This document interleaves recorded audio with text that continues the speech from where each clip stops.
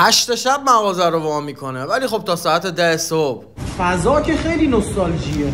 از اون روز هنوز چربم. چند نفری بهم گفتن بهترین کباب اینجاست. اون دنده که خیلی خوب باشه دنده اتومات میشه. کله پاچه دارم. بازش کنم خوشت میاد؟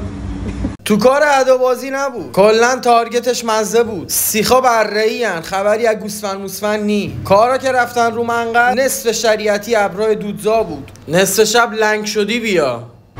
3 شب لنگ مزه. ببین جیر خیلی مهمه.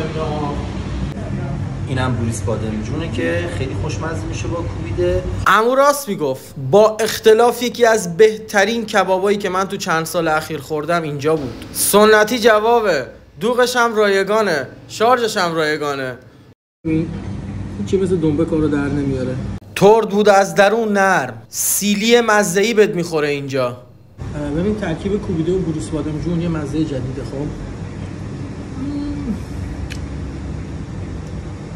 به خدا خیلی خوشمزه است. این دنده رو یادت نره، دنده اتومات است که گفتم. بابا حلالت باشه.